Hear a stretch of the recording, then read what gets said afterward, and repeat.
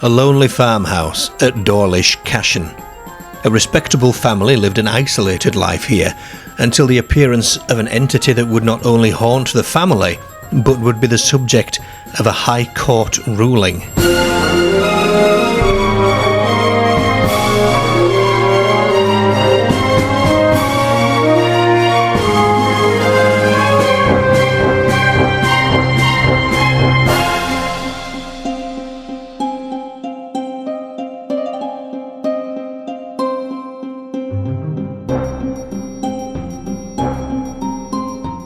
The name Dawlish Cashen roughly translates as the gap in the hedge and is sometimes referred to as Cashen's Gap.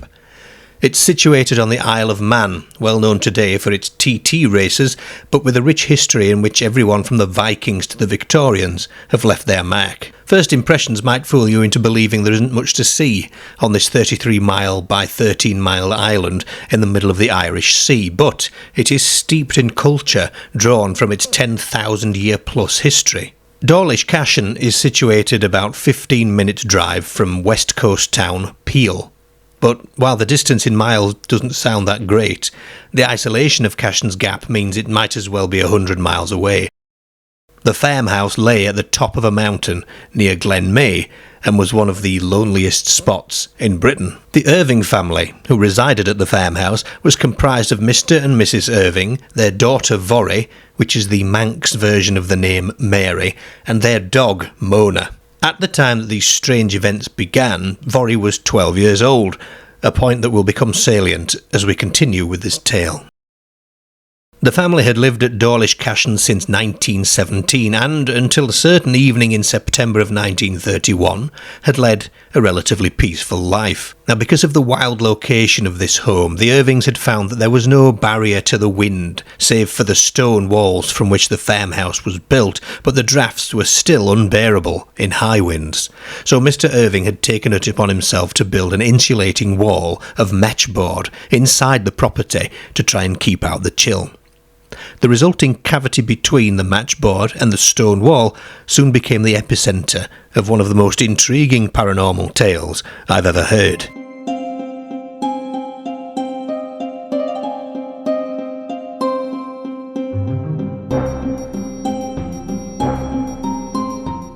They thought it was rats. Mr. Irving began to hear scraping noises, tapping and scratching in the cavity behind the matchboard. Gradually the sounds grew louder and louder, and after several days Mr. Irving began hearing growling and barking noises, followed by vibrations that were so strong that they would cause the pictures on the walls to swing wildly. Nothing was seen at this stage. No source of the sounds was obvious, and the space between the matchboard and the stone wall was an ideal hiding place for whatever it might be. Traps were deployed and poisons were put down in an attempt to put an end to what the family assumed was some sort of rodent-like infestation, and although it would be several years before the family managed to actually lay eyes on this weird entity, that assumption wasn't far wrong. The traps and poisons did nothing, and in fact they were discovered scattered across the room the following morning. The variation in noises began to intensify and escalated into physical phenomena, such as chairs being thrown around the house and a pan of water being whisked off the fire. Boards that had been put over the holes in the wall had been scratched at and torn apart. The entity began imitating the noises of animals and had taken to startling the family by shrieking loudly during the night.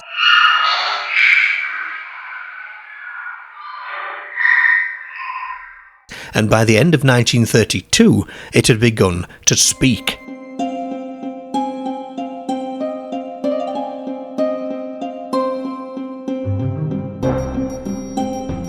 Reports claim that this entity could speak in several different languages, including English, Spanish, French, German, Yiddish, Flemish, and Hebrew. It would sing hymns and songs and fully interact with the family. It would call them by their Christian names, and at one stage the entity told Mr. Irving that it had overheard two workmen talking and that they had said Sir Lindsay was a hot tip for the upcoming Grand National.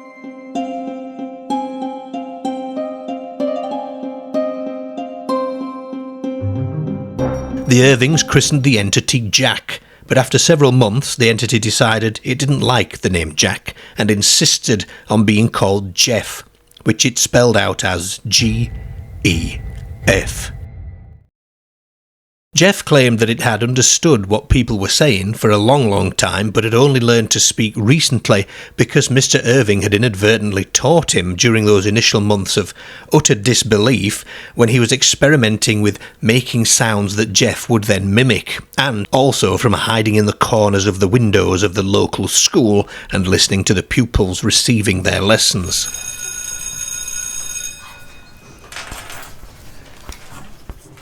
Jeff told the Irvings that he was born in India and he knew Hindu magic. They asked him what he eats, and he replied, air. This shapeless being was intent on befriending this family, even if they didn't quite share the same desire. These auditory interactions continued for some time, and then they finally caught sight of Jeff.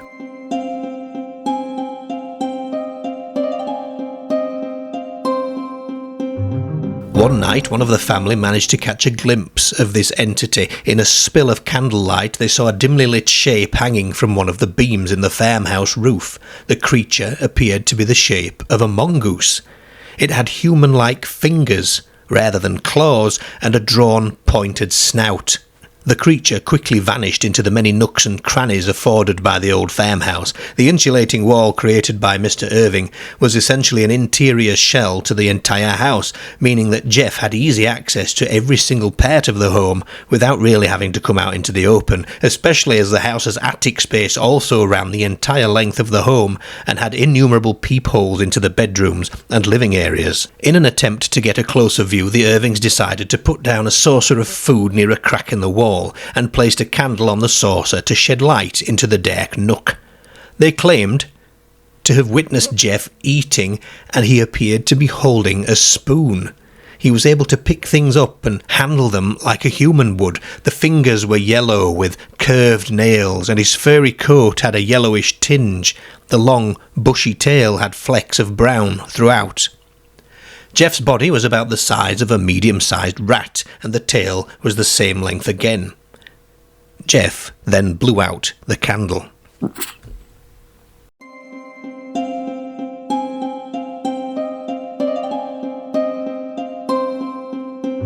Harry Price was a British author who was also a psychic researcher, and he gained public attention for his work in exposing fraudulent psychics and mediums. He did, however, endorse that some mediums were genuine.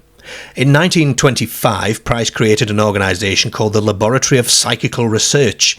He received a letter in February of 1932 from a Miss Florence Milburn of Peel on the Isle of Man, informing him that an animal somewhat like a weasel had attached itself to the family of a farmer, a Mr. James T. Irving, who lived at Dawlish Cashen. Miss Milburn informed Mr. Price that this animal could talk in several languages and read minds, and it could hear whispers from 20 yards away and do many other amazing things. A friend of Harry Price, named Captain MacDonald, who was also a member of the National Laboratory of Psychical Research, offered to head out to the property to make some preliminary inquiries. Captain MacDonald witnessed some of the uncanny activity and heard Jeff several times talking in a shrill, rather feminine voice, but never when all three family members were present at the same time. The family told the captain all about Jeff's exploits, including revelations that Jeff claimed to be over 80 years old.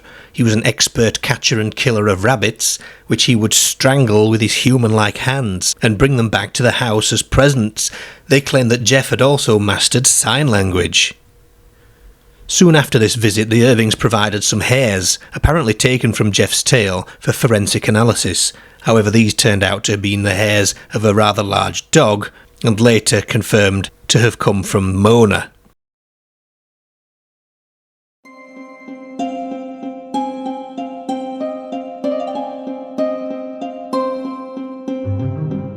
Harry Price himself then paid a visit to the property along with a Mr. Richard Lambert, who happened to be the editor of the BBC's The Listener and a member of the Council for the British Film Institute, only to find, however, that Jeff wasn't there at that particular moment in time. All they could do was investigate the scene of these outlandish exploits and attempt unsuccessfully to interview Vorry on her own. Remarkably, Following the departure of Mr. Price and Mr. Lambert, Jeff reappeared the same night.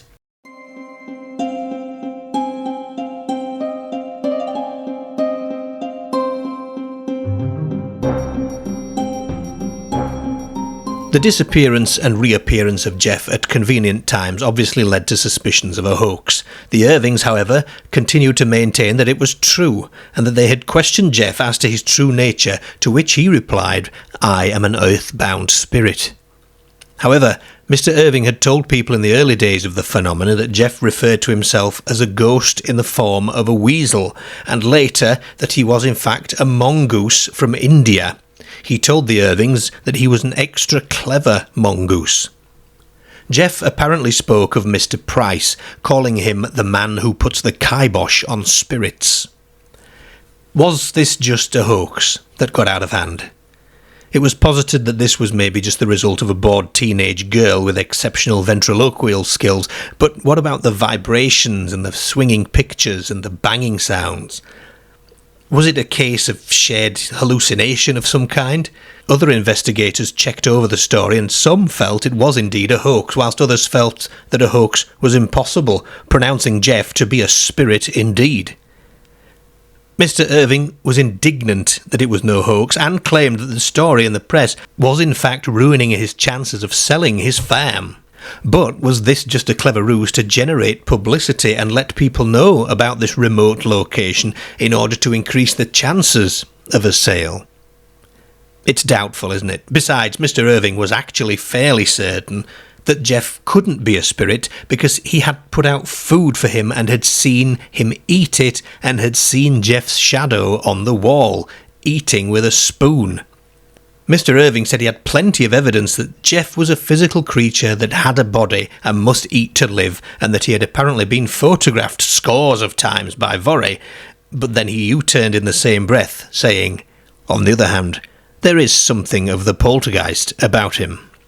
It's a common theme in cases with poltergeist-type activity that there is usually a member of the family who is a girl aged between 12 to 18 years, the famous Enfield haunting, for example, or the case of Tina Resch in Ohio for another. For years, enthusiasts of the paranormal have observed a recurring trend in poltergeist phenomena, its apparent association with environments charged with negative adolescent energy, especially in girls.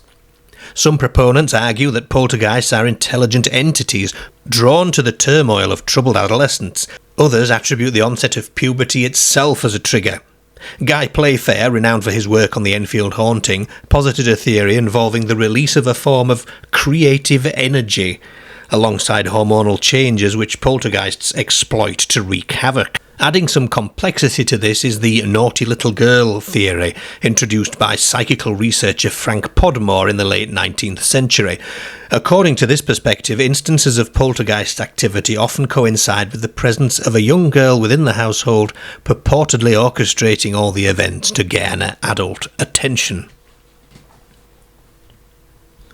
A piece in the Daily Mirror from March of 1936 states that experts on psychic matters say that this animal ghost is a first cousin of the poltergeist, a mysterious demon which throws crockery around, slams doors and makes weird noises. In most cases of this kind, it has been found that a girl between 14 and 18 years of age has been a member of the household. The girl in this case is Vorey Irving. She has fair hair and a pink and white complexion, and her tastes are those of a normal country girl. She is now 18, which suggests that the abnormal happenings may soon cease. Mr. Irving is also quoted several times in the press as stating he seems to be attracted to the house by Vorey. The Irvings were questioned on two particular points that relate to this. Number one, has Jeff ever been heard when all three of you are sat together at the same time? And the answer was yes, regularly. And number two, has he been heard when Vorey has not been anywhere near the house? And again the answer was yes, he had been heard whilst Vorey was at school, some 5 miles away. Vorey herself was questioned and asked, "Do you think Jeff would follow you if you moved away to a different place?" To which she answered, "No, I think he likes this house too much."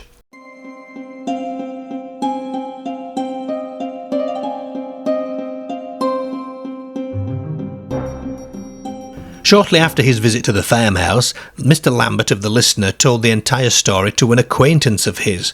This acquaintance, Lieutenant Colonel Sir Cecil Leviter, then took it upon himself to inform the Assistant Controller of Programmes at the BBC, a Mr. Gladstone Murray, that since Mr. Lambert seemed to believe in this folly, then he was not fit to hold the position of member of the Council for the British Film Institute.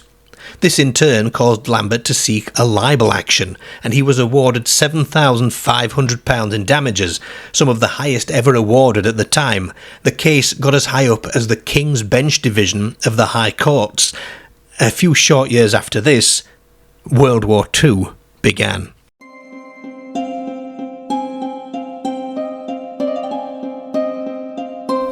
In 1952, a letter was received by the Sunday Mail and was featured as the letter of the week.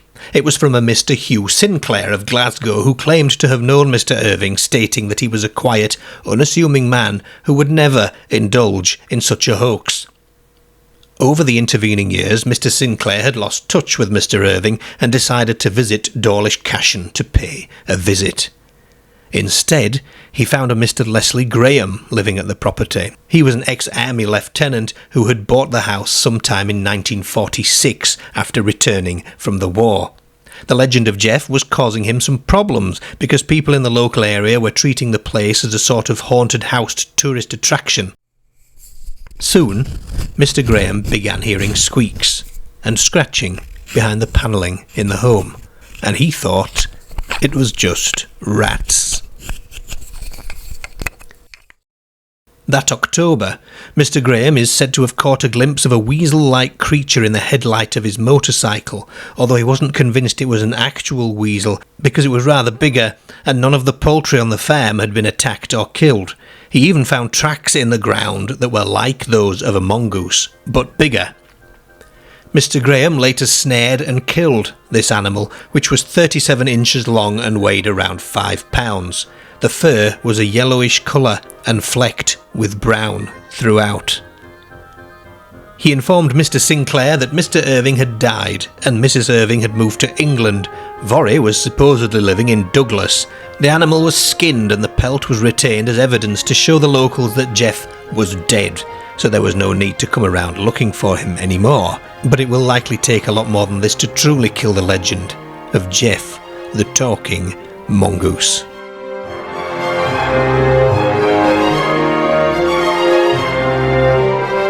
What are your thoughts on this particular case? You let me know in the comments section below. Hit the like button if you enjoyed the video and subscribe to the channel if you haven't already done so, and share the video with your friends and all that great YouTube stuff.